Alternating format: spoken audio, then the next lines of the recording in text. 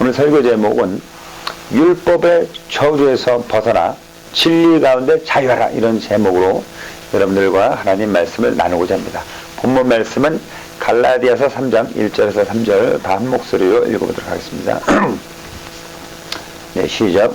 어리석도다 갈라디아 사람들아, 예수 그리스도께서 십자가에 못 박히신 것이 너희 눈앞에 밝히 보이거늘 누가 너희를 깨더냐? 내가 너희에게서 다만 이것을 알려하노니 너희가 성령을 받은 것이 율법의 행위로냐 혹은 듣고 믿음으로냐? 너희가 이같이 어리석으냐? 성령으로 시작하였다가 이제는 육체로 마치겠느냐? 아멘. 하나님은 참되신 분이십니다. 참이란 무엇이냐? 이게 참이라는 것은 변하지 않는 영원한 진리를 참이라고 말하거든요. 우리가 대학을 진리의 전당이라고 하는데, 이거 대학에서 배우는 진리라는 것은 자연법칙 또는 철학을 말하는 것이거든요. 이것은 시대에 따라서 변한단 말입니다. 그래서 우리가 거듭나서 영생을 얻는 것은 바로 유일하신 참 하나님, 진리의 하나님, 그분과 그 아들 예수 그리스도를 아는 것이라고 요한복음 17장 3절에서 말하고 있습니다. 그러니까 영원히 변치 않는 바로 진리이신 하나님 안에 있는 자야만 구원을 받은 것입니다. 그래서 예수께서도 말씀하시기를 내가 곧 진리다 말씀하시고요, 진리가 너희를 자유케 하리라 이렇게 말씀하셨다는 것입니다. 그리고 성령도 진리의 영이라고 말하고 있지 않습니까? 그런데 말입니다, 율법은 진리라고 말하지 않습니다. 그래서 요한복음 1장 17절에 보니까 율법은 모세로 말미암아 주신 것이요 은혜와 진리는 예수 그리스도로 말미암아 온 것이라. 이와 같이 진리인 하나님의 이 복음은 우리를 자유케 하지만 이 율법은 절대로 사람을 온전하게 하거나 자유케 하지 못합니다.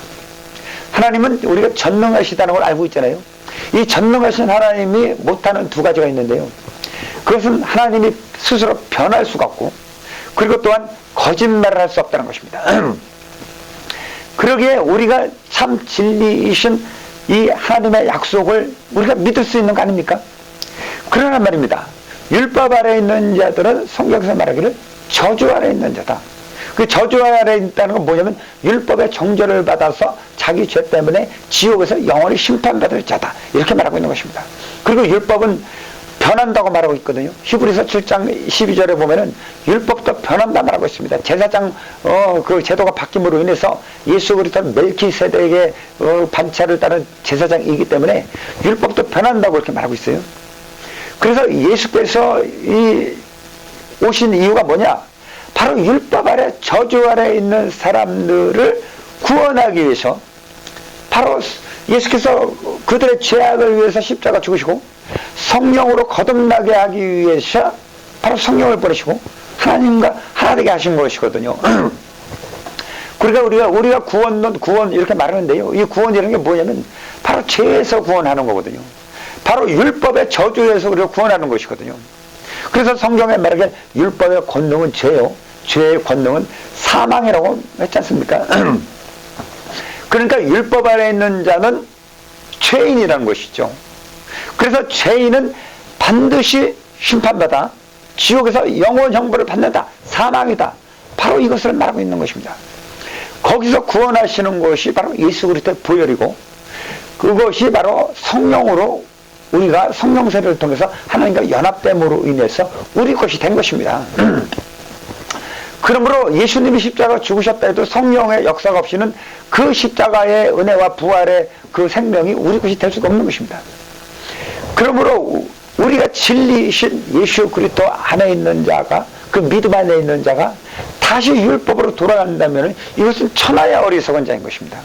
그래서 오늘 본문 말씀 3장 3절에, 갈라디아 3장 3절에 너희가 이같이 어리석으냐? 성령으로 시작을 했다가 이제 육체의 법인 율법으로 마치겠느냐? 바로 바울이 꾸짖는 것입니다. 책망하는 것입니다.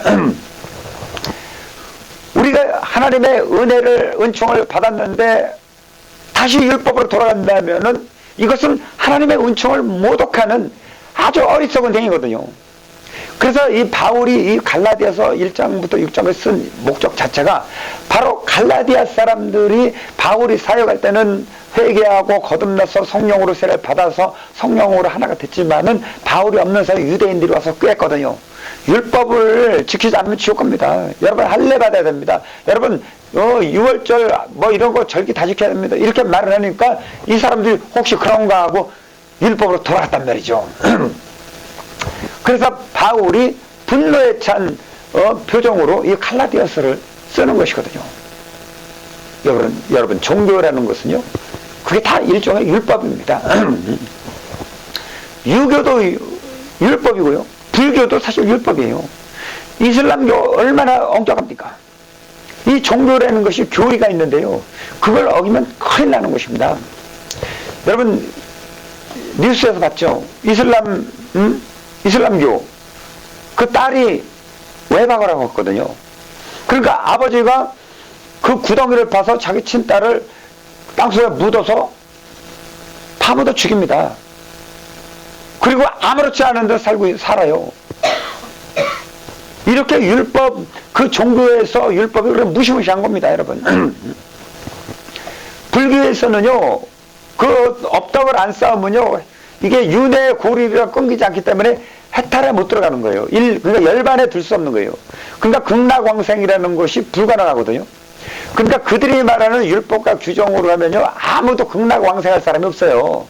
그래서 그들의 궁극적인 것이 뭐냐면 정멸한다. 그 오대사라고 하면 정멸보궁이라고 있는데요, 등산하다 보면 그 정멸이라는 게 뭐냐면 인간이 윤회 사실을 끊고 열반에 들은 다음에 극락왕생하다가 소멸된다는 것이 그들의 교리입니다. 그들의 교리대로 해도 극락왕생할 자가 단 한 명도 없습니다. 그건 보통 어려운 게 아닙니다. 그러니까 율법 아래에 있는 자들은 뭐냐면 바로 아주 무섭고 무서운 아버지, 아주 그냥 잘못 하나만 하면 회초리를 막 휘두르는 그 아버지, 그 아버지 밑에서 맨날 혼날까봐 두려워서 벌벌 떠는 이 자녀들이 바로 율법 아래에 있는 자가 바로 이런 상태거든요. 그러니까 두려운 것입니다. 하나님의 사랑을 모르는 것입니다. 하나님은 진노의 하나님이시죠. 불신자들에게는, 회개하지 않는 자들에게는. 그러나 거듭나서 하나님의 자녀가 된 사람에게는 한량없이 사랑을 부어주시는 것입니다. 그런데 거듭나서 예수 안에 있는 자가 다시 천덕꾸러기처럼 하나님한테 혼날까봐 두려워서 그렇게 한다면은 이건 율법으로 돌아간 것이거든요. 그래서 거듭나서 예수 안에 있는 자는 바로 율법에서 해방된 자다. 바로 로마서 1장 8절에 너희는 죄와 사망의 법에서 해방되어 성령의 법으로 해방됐다 이라고 말하고 있지 않습니까? 이 새 언약의 진리라는 것은요, 바로 이 진리가 우리를 자유케 한 것입니다. 가룟 유다는 이 사람이 엄청난 죄를 저질렀죠. 은 30냥을 받고 예수님 팔아버렸어요. 물론 가룟 유다가 고발 안 해도요, 예수님 십자가에 죽는데 지장 없습니다. 그래서 이 사람이 정말 고발해서 예수님이 십자가에 죽으시고 가시관 쓰시는 걸 봤단 말이에요. 그러면 양심의 가책을 받았죠. 그러니까 이 율법의 정죄를 받은 거예요. 그러니까 야, 내가 얼마나 큰 죄를 저질렀나, 내가 무죄한 자의 피를 팔았도다. 그러니까 도저히 그 죄 없는 예수님을 바르는 죄를 자기 스스로 감당할 수가 없는 거예요. 그러니까 율법 아래 있기 때문에 그 죄의 짐이 너무 무겁기 때문에 그는 자살해버리고 마는 것입니다. 베드로는 말이에요, 입으로 예수님을 3번 부인했지만 그는 바로 회개에서 바로 큰 일꾼이 됐죠. 인류 역사상 12제자 중에 가장 큰 일꾼이 됐어요. 만약에 가룟 유다가 예수님을 팔고 나서 회개했단 말이에요, 얼마나 큰 일꾼이 됐을까? 3번 부인한 것 때문에 괴로워서 저기에서 그걸 죄송해서 회개해서 거듭난 베드로가 그 정도 사역자였다면은, 예수님을 팔아버린 가룟 유다가 예수님과 3년 반 동안 훈련을 받았는데 그가 회개했다면은 얼마나 복음이 더 빨리 전해졌을까? 그러나 가룟 유다는 자기가 율법 아래 있기 때문에 율법, 양심적으로 자기는 생각을 했지만은 결국은 그 무거운 짐 때문에 자기 목숨을 자기가 끊어버리고 지옥 가버리고 마는 것입니다. 이게 율법 안에 있는 사람의 상태거든요. 여러분, 가룟 유다처럼 사는 것이 양심적이고 올바른 것 같습니까? 예전에는 요즘은 진돗개 뭐 이런 개들이 많이 있지만요, 예전에 시골에 살 때는 이 똥개라고 하는 개들이 많았거든요. 그 똥개를 왜 똥개라고 하냐면 지가 싼 똥도 지가 먹어. 이거 얘기를 해서 죄송합니다. 설교 시간에 그 배설물을 먹는단 말이에요. 그리고 토한 것을 자기가 토해놓고도 그걸 먹어요. 그러니까 돼지가 아무리 지저분해서 지가 변을 싸고 하고 돼지 우리 더러운데 아무리 수세식으로 청소를 해줘도 또 거기다 변을 보고 거기서 튕긴단 말이죠. 우리가 신앙생활을 이렇게 만드는 것입니다. 이건 미혹입니다. 여러분 율법에서 자유케 됐는데 여러분한테 자꾸 정죄해서 진짜 구원을 받은 사람이라면 당신의 구원을 의심하게 만들고 이러는 것은 물론 회개하지 않아서 불신자에게는 우리가 하나님의 진노를 말하고 회개를 말하고 우리가 거듭나도 회개는 계속해야 되지만은 정말로 우리가 주님 안에 거듭난 표적이 있고 거듭난 확신이 있고 이런 사람에게 자꾸 그걸 의심하게 저는 그것을 반대합니다. 이렇게 신앙생활을 만드는 것입니다. 우리 한번 갈라디아서 4장 10절 11절을 읽어보시겠습니까?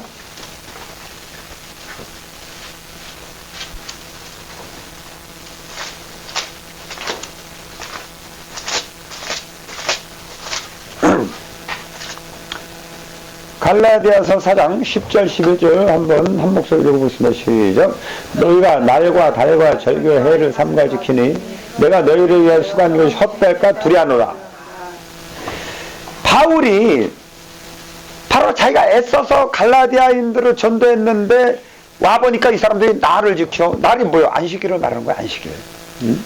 내가 그거를 연구를 해보니 이 사람들이 말하는 날이 뭐냐, 달이 뭐냐, 월삭을 말하는 거야. 월삭. 그리고 절기가 뭐냐, 6월절부터 초실절, 무교절, 그 다음에 뭐예요, 장막절, 수장절, 대속제일 이런 거 있죠. 이거 유대인들이 지키는 거거든요. 그것을 지키고 있는 거예요.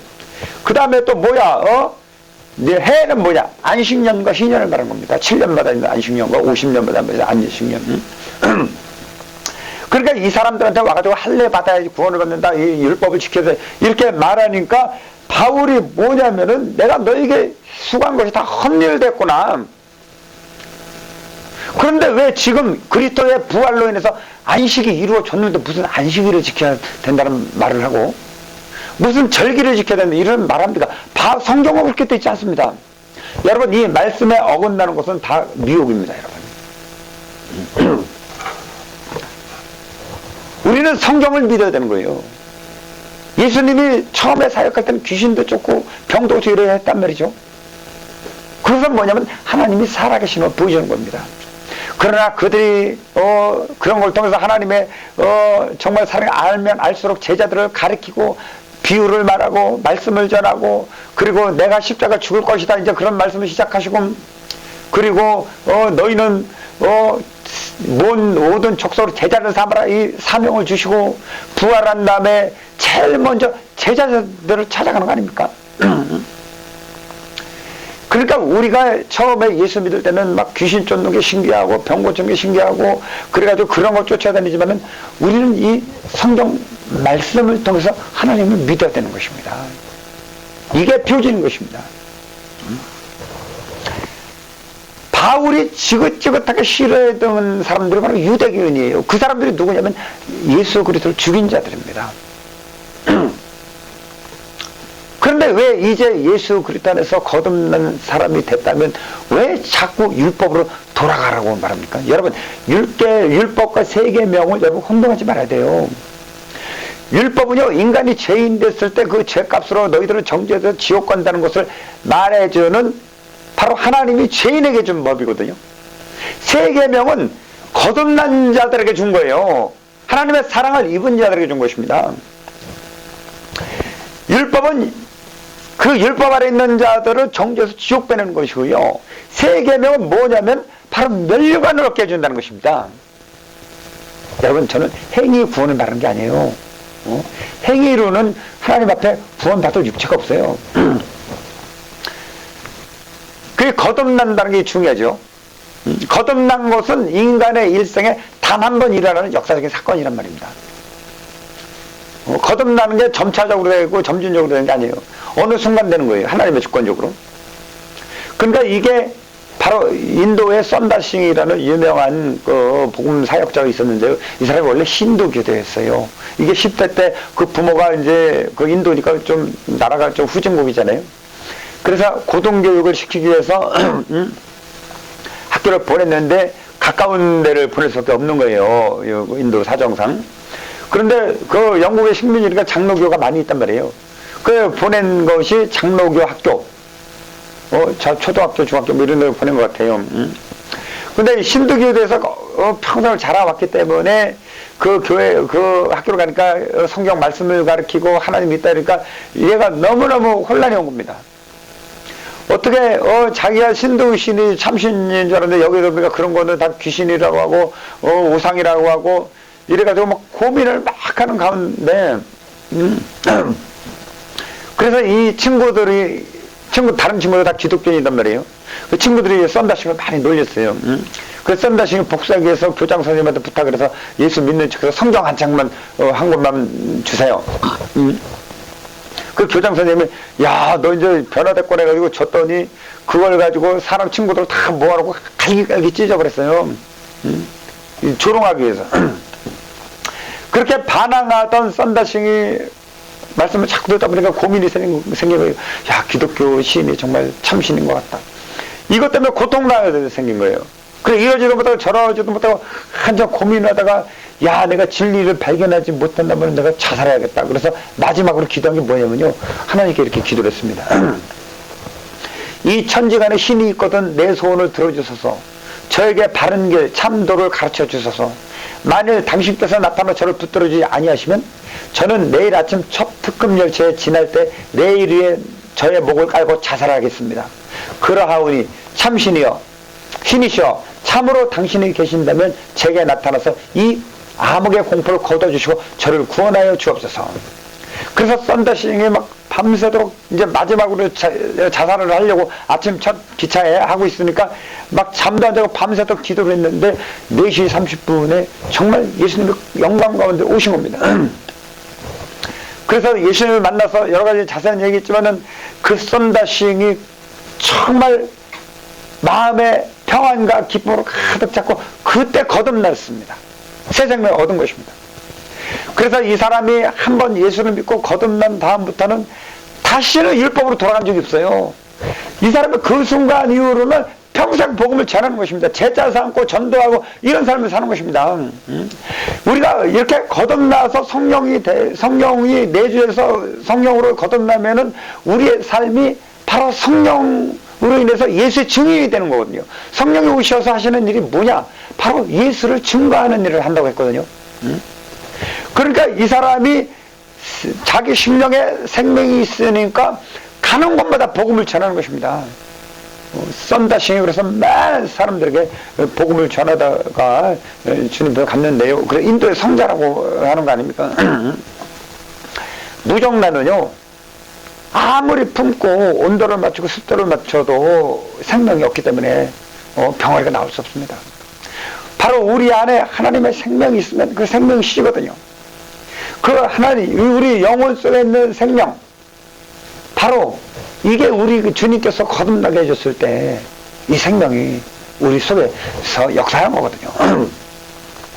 그렇다면은 우리는 진리로 자유케 된 자거든요. 다시는 율법 아래로 가면 안 되거든요. 근데 이제 여러분들 고민하잖아요. 그럼 내가 거듭났냐 안 났냐, 내가 어떻게 하냐 이 말이죠. 그러니까 이런 거에 대해서 우리가 외적으로 우리가 빨강색 파랑색 구분할 할 수 있으면 좋겠습니다만은 영적인 거는 눈으로 볼 수가 없는 거예요. 거듭남의 표적이 뭐냐, 방언이다, 이런 것들이 이제 지금 한국에 사실 논란 중이고 미국에서 논란 중이고, 방언이 정말 거듭남의 표적이 될 수 있느냐? 저는 참된 방언을 말하는 자는 표적이 될 수 있다고 봅니다. 그런데요, 가짜 방언이 많단 말이에요. 그래서 가짜 방언, 방언 통변도 가짜가 많아요. 미혹돼서 이렇게 하는 케이스들이 많이 드러나고 있어요. 그래서 귀신을 쫓아내니까 방언 통변을 못하고 이런 역사들이 많이 있단 말이에요. 그러니까 예언이라는 것도 가짜 예언이 많잖아요. 그 예언한다고 하지만은 예언이 인간이 훈련해서 하는 게 아니거든요. 정말 성령께서 우리 심령에 주는 말씀을 우리가 줬을 때 그것이 예언이 되는 것이지. 그러니까 예언을 미혹 못하는 귀신이, 미혹의 영이 예언도 미혹하는데 방언도 미혹 못하겠어요? 할 수 있습니다. 그래서 방언을 해석하는 데서 신학적으로 본 말이에요. 이것은 방언은 우리가 말하는 그런 것이 아니고 바로 외국어다. 사도행전 2장에 보니까 사람들이 모든 지역에서 왔지만은 그 사람들이 자기네 나라 말 알아듣지 않느냐. 방언이라는 전도의 방편이다. 언어가 서로 달라서 복음이 전해지지 못하는 사람들에게 복음을 전하는 전도의 방편이지 우리가 말하는 영어로 하는 기도 이게 아니다. 이런 주장이 있고요. 그래서 사도행전에 나오는 5가지 표적, 성령에서 방언받는 거, 그 사람들 입장에서는 그것도 마찬가지로 외국어를 말하는 것이다. 이렇게 주장하는 사람들이 있고요. 그 다음에 고린도전서 14장의 말씀처럼 그것을 우리가 하나님께 비밀로 영의 기도를 말하는 것이다. 이렇게 주장하는 사람들도 있는데요. 저도 그것을 책들을 많이 읽어보고 이렇게 연구했지만은 누가 옳은지 잘 모르겠지만은 그러나 진짜 방언이 저는 있다고 믿습니다. 진짜 기도, 하나님께 영으로 기도하는 방언. 그러니까 이 방언을 했기 때문에 구원을 받아, 이렇게 표적, 이걸 한다면은 가짜 방언을 하는 사람들이 자기가 구원받았다고 생각하면은 이거는 미혹이 될 수 있고 위험하죠. 생명이 왔다 갔다 하니까. 근데 진짜 방언 받은 사람은 진짜 거듭났는데 그것이 또 미혹이라서는 안 되니까 이것을 표적으로 삼기에는 이게 위험할 수가 있구나. 그런 생각이 드는 겁니다. 그래서 방언보다 좀 더 본질적인 것에 중점을 둬야 되지 않겠느냐. 그래서 성령으로 인해서 우리가 거듭났다면은 어떤 내적인 변화가 있는가? 이것을 초점으로 저는 둬야 된다고 보거든요. 그래서 고린도후서 14장 5절 보니까 바울이 이렇게 말했습니다. 방언과 예언을 말한 사람이 바울이 이렇게 말했어요. 너희가 믿음 안에 있는가? 이 믿음이라는 구원을 말한 거예요. 그러니까 믿어서 믿기만 한다는 게 아니고 믿고 회개해서 거듭난 걸 말하는 거거든요. 너희 자신을 시험하고 너희 자신을 확정해라. 그러니까 우리 자신이 시험하고 확정하면 알 수 있다는 겁니다. 성경 말씀은. 예수 그리스도께서 너희 안에 계신 줄을 너희가 알지 못하느냐. 그러니까 성령이 너희 안에 계심을 알지 못하느냐 이 말이에요. 그걸 모르면 너희는 버림받은 자다. 너희는 구원받지 못한 자다. 이렇게 바울은 말해주고 있는 것입니다. 그러면 성령, 우리 예수 그리스도가 우리 안에 있다는 걸 어떻게 알게 되느냐? 첫째로 우리가 예수님에 대한, 우리가 거듭났을 때는 정말 우리가 거듭나지 못할 때는 정말 불가능한 어떤 신적인 믿음이 생기는 거예요. 우리가 예수에 대한 믿음은 우리가 거듭나지 않고서는 되지 않는 거예요. 예수가 하나님의 아들이고 우리의 죽으시고 부활했다는 것이 보통 사람의 노력과 결심으로는 되는 게 아닙니다. 그거는. 그래서 토저 목사가 말하기를, 어떤 목사님이 전도하기 위해서 어떤 사람을 설득한단 말이에요. 예수님이 너를 위해서 죽으셨고 이제 부활하셔서 믿고 구원을 받기 때문에 여러분, 예수님은 성육신의 하나님의 본체이시지만 이 땅에 오셔서 모든 만물의 왕으로 오신 분입니다. 믿어야 천국 갑니다. 이렇게 애써서 설득을 해서 이 사람이 아멘 하지만은 이 목사가 간 다음에 집에 가는 게 몇 발자국 가면은 사탄이 와서 금방 불신자로 만든다는 거죠. 그러니까 우리가 예수를 믿는 뜻이, 이런 신적인 믿음은 우리 중 예수님이 우리 안에 계시지 않고서 생길 수가 없는 거예요. 우리가 변치 않고, 예수를 변치 않고 하나님의 독생자를 믿어줘서 복음을 전하려고 자꾸 기도하고 내 자신을 막 돌아보고 이러는 것은요, 거듭나지 않은 사람한테는 발생하지 않는 것입니다. 이 단번에 주신 믿음이 없으면 이거 불가능한 거거든요. 바로 이것을 우리가 그 내적 증거로 삼아야 되는 거예요. 첫 번째로. 두 번째로는 환경을 초월한 기쁨과 평안이 생긴다는 거. 이 세상 자연인 사람들은 어느 때 행복합니까? 사업해서 돈 많이 벌 때 행복하죠. 자랑거리 많을 때 행복하죠. 자식들이 막 잘 돼서 막 번창할 것 같아 행복하죠. 그런데 하나님이 주는, 우리에게 주는 평강과 기쁨은 틀린 게 뭐냐면 세상에 알 수도 없고 줄 수도 없어. 왜냐면 사람들이 우리를 조롱했는데도 기뻐, 감옥에 있는데도 행복해. 그리고 돈이 없는데도 행복하고, 돈 많은 사람이 부럽지가 않아. 응? 병 걸렸는데도 막 찬송이 나와. 괴로우면은 사람들이 슬퍼하고 낙심하는데, 이상하게 아무리 힘들고 괴롭고 남들이 그렇게 생각하지만 그런 환경 속에서도, 고난 가운데서도 바울은 기뻐한다고 말하잖아요. 이거는 거듭나지 않는 사람에게는 발생할 수 없는 것입니다. 그리고 세 번째 뭐냐면, 거룩을 사모하게 되고 죄를 미워하게 돼. 예전에 내가 죄인들 됐을 때 삶을 보면, 내가 그런 죄인이었구나 하고 십자가 앞에서 눈물을 흘리는 겁니다. 그런데 지금 하나도 안 변했다고 생각하지만, 나는 그 죄 때문에 부끄러워하고 회개하고, 내가 왜 그런 죄를 졌을까? 내가 이제 그 죄를 미워하게 되고, 우리가 마음이 우리가 연약하고 무지하고, 그래서 또 뭐냐면은 우리가 성품이 약해서 실수로 넘어질 수 있지만, 그 죄를 사랑해가지고 짓는 죄는 아니거든요. 거듭나는 사람은 그 죄를 사랑하지 않습니다. 그러니까 이렇게 죄를 미워하고 거듭나는 이 성품, 바로 신적 성품이 있기 때문에 이렇게 되는 거거든요. 그런 사람은 그리스도가 예수 안에 있는 것입니다. 그리고요, 정말 중요한 게 뭐냐면, 거듭난 사람이 정말 확실한 표정 뭐냐면, 전도의 욕구가 막 부릴 듯해. 여러분, 거듭나지 않는 사람이 전도하는 거 봤어요? 거듭나지 않는 사람이 자기 목숨이 위태한데도, 자기 돈이 손해보는데도 전도하는 사람 봤습니까? 여러분이 막 복음을 막 위험한 데 가서 막 전화하고도 싶고, 막 중국 우한 거기 가도 막 전도하고 싶고, 가능하면 막 그러고 싶은 마음이 생기잖아요. 죽음이 두려워하지 않고. 이 세상이 허망해서 정말 한탄하면서 이 진리이신 예수님 말씀밖에 생명이 없고, 이걸 깨닫잖아요. 그래서 막 목숨 내 전하고 싶잖아요. 이런 사람이 누구예요? 바로 예수님의 제자들, 그 다음에 믿음의 선진들, 구약의 선지자들, 하나님의 말씀을 받은 자들. 이런 현상은 거듭난 사람이 아니고서는 될 수가 없는 것입니다. 여러분, 우리가 하나님의 거듭난 자녀라면은 다시는 율법 아래 돌아가서 일과 달과 그 다음에 절기와 그 다음에 면, 해, 이런 것을 지키려고 애쓰려고 하면 그 사람은 저주받는 자입니다. 왜 자유케 된 자가 왜 저주 속으로 들어갑니까? 그것은 바로 예수 그리스도의 보혈의 피를 반대하는 겁니다. 그거는 왜 성령으로 주님의 보혈의 피로 제사함 받고 성령으로 거듭났는데, 왜 율법의 그 진리가 아직 사람 온전케 할 수 없는 그곳으로 왜 들어갑니까? 히브리서 10장 29절 이렇게 되십니다. 하물며 하나님의 아들을 짓밟고 자기를 거룩케 한 언약의 피를 부정한 것을 여기고 은혜의 성령을 욕되게 하는 자, 그들은 분명히 형벌을 받는다고 말하고 있어요. 구원의 길은 좁고 협착하고 험합니다.